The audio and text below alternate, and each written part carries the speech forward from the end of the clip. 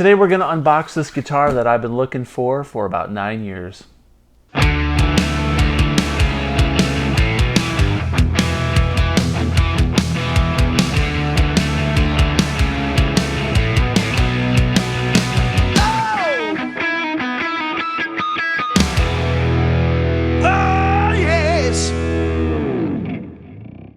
Hey everybody, welcome back to the channel. Today we're going to unbox this guitar and I'm really excited because I've been looking for one of these things for about 9 years now. Originally I owned one of these when they came out.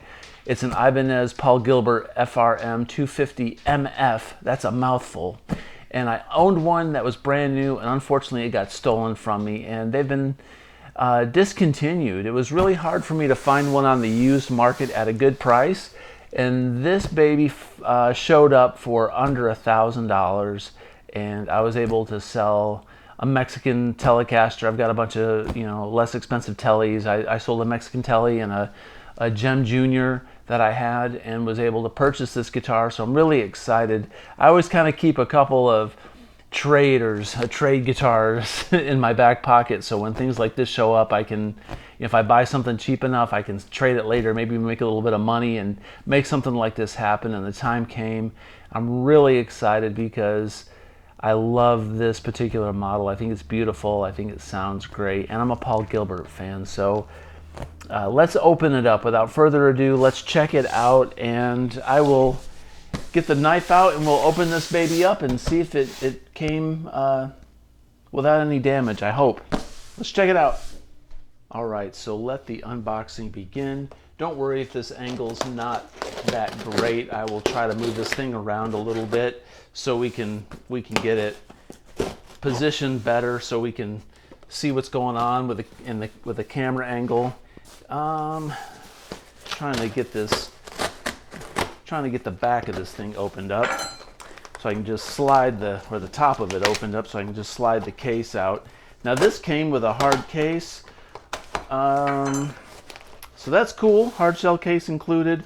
The original brand new versions of this guitar were supposed to have a COA with them signed by Paul Gilbert. Now the one that I bought originally that was new didn't have a COA, so that's kind of weird. I seriously doubt this one's going to have a certificate of authenticity with it. I just hope that it's in good shape. It's kind of funny, when you buy a guitar new, whether it's an artist model or if it's a, just a limited run, you never really think about the guitar being discontinued. At least I don't. And if you ever sell it or get rid of it, or God forbid it gets stolen, you never really think about how hard will it be to get this guitar back if I want to get another one. And this is a prime example. Now the FRM series may not be everyone's cup of tea because essentially it's just an upside down Ibanez Iceman. Man, this packing tape is tough. All right, they packed it really well. I got this from Guitar Center online. They actually had this sucker reduced. It was around $1,200, which I was like, nah, I'll pass. That was a decent price for it, but it was just a little bit too much. But then they reduced it, which is rare. It's rare to find a reduced used price like that, and they brought it down under $1,000. So went down to the store, sold a couple guitars that I didn't need, and I made the deal happen. Couldn't be happier so far. Now we got the Ibanez case with it. Sorry for all the noise. I'm sure this is sounding really terrible on video. Let me angle this camera a little bit better. There's the Ibanez case. Okay, I'll spin this thing around. The case looks like it's in good shape. I don't see any, not that I care, but it's kind of nice to have a nice case. Don't see any real bad scuffs or anything on it. It looks a little bit better than the case that my old fireman came in. Now this is a unique model because the FRM 250s come with a flame maple top, and they were the 25th anniversary model, Paul Gilbert's 25th anniversary with Ibanez. That's why they call it the 250, and the MF stands for maple flame. It's an MFer. Okay, so first impressions, it does look like it's in really nice condition. Looking at the back of it, sorry for the glare if there is any.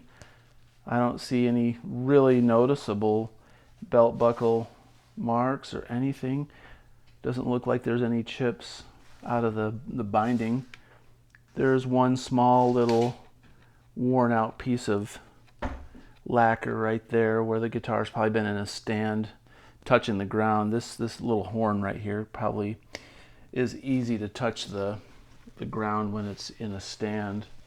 They're kind of awkward guitars. The neck on this guitar is pretty beastly. It's pretty thick neck. Paul's got big hands, so it's a lot thinner down here at the neck. Doesn't look like there's any cracks in the headstock. One detractor that a lot of people don't like about these guitars is they're Chinese made, but you know, everything is CNC'd these days, so that doesn't really bother me as long as it's a nice playing guitar.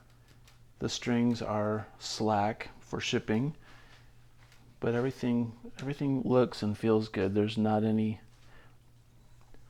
fret sprout. This nut looks clean. Tuners look original. Those are Godot tuners. So really, you know, just in case you don't know what this is, I mean, if you took a Ibanez Iceman, made famous by Paul Stanley, and flipped it, you have the Fireman. Now, Paul plays a lot of single coil pickups. These are DiMarzio pickups, so this comes with really high-end DiMarzios. It's got a 5-way switch, so you can tap the humbuckers. Typical for Ibanez format. Nice Tune-o-matic style bridge. This says tone, and that says volume. I can't remember if that was the volume and that was the tone. It probably was. It's been 10 years just about since I had mine, and I only had it for about 6 months and when it was taken. Boy, it feels good to have one of these back. Let me do some flyovers on this with my camera. We'll get some close-up shots. It's in great shape. I'm very, very happy.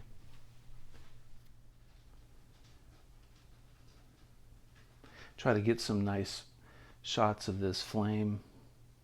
I'm pretty sure this is a flame maple top. I don't know if this is a veneer, but I'm pretty sure this is an actual flame maple cap on this. I could be wrong, but you know, new, these sold for $1,200. So at $1,200, it would kind of make sense 10 years ago to have a flame maple top. I think they've held their value because they are limited edition runs. They are unique with these Zebra DiMarzio pickups, and being Paul Gilbert's 25th anniversary with Ibanez, you know, it's a special guitar.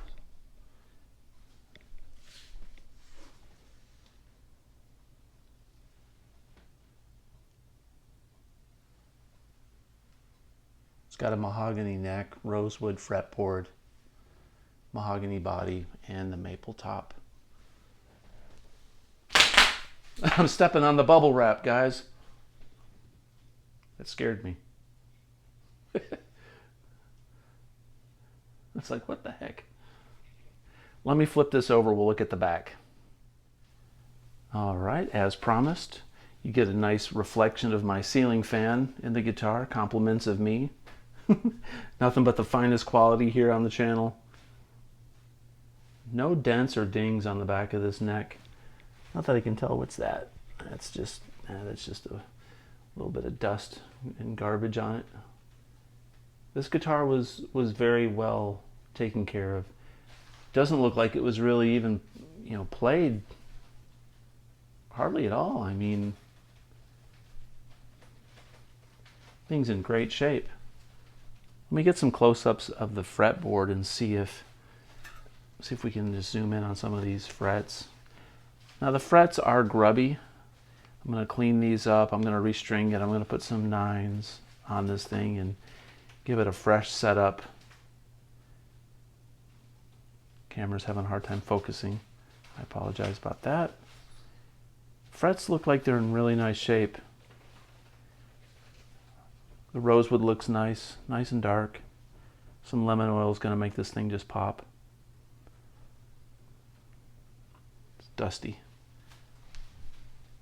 So what I'm going to do is I'm going to test the electronics, make sure it works. I'm going to set it up and we'll do a full sound demo for the end of this review, okay? Cool. Let's check it out. All right, I took the strings off of this and I'm going to use this, I guess it's called Frm fret polish. I'm going to put some of that fret polish here on each fret, just a little bit. I've got some steel wool. I'm curious if this stuff really works. These frets look really grubby, so I've got to rub some of it in there with this steel wool. This Frm kit came with these fretboard guards in this little container. It's got some nice polishing cloth. Let's see, let me rub that off there. Yeah, it looks nice. That's much better. I don't know how much of this stuff you're really supposed to use. I doubt you're supposed to use a whole lot, but it looks like it's it's gonna last a long time. So I'll put a little bit on each one. I'm assuming I'm doing this right. I've never used this stuff before, but I'm gonna try to polish these frets up before I restring it, and I'll put some lemon oil on the fretboard. Hopefully this thing will look killer, even more killer than it looks right now. These frets are kind of wide. I'm going to use this other fret tool.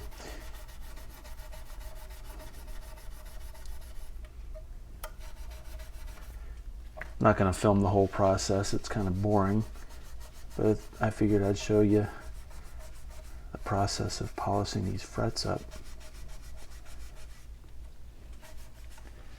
So if we take a look at, these are the ones that I just did, just briefly, compared to the cruddy ones.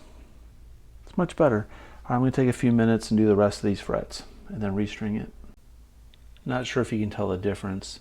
I certainly can from my vantage point, but what a wonderful, wonderful difference that this stuff made. This fret polishing kit was awesome, and I put on some of the Dunlop fretboard cleaner and prep. That took off so much junk on this fretboard, it's unreal. And then I used this Dunlop fretboard conditioner, deep conditioner. So what a difference. It feels really good. Cool. Now I'm going to polish the guitar and wax it up so it looks really pretty. All right, this thing looks beautiful. I've got it cleaned up, polished, waxed. I lowered the action. I adjusted the truss rod slightly, tightened it up just a little bit, and brought the action real low. It had a little bit of a bow to it, not bad. The bridge part here, this Tune-o-matic bridge looking piece, it's cranked down really as far as it'll go. So really the only thing I had to do was tighten the truss rod just a little bit. The action is really nice. All the electronics work good. I was able to just run a quick test through one of my amps, and let's run a sound demo. I'm going to go ahead and just give a quick demo of all the pickups and what this thing sounds like. It is stellar. I love this guitar. I'm so psyched. Let's jam.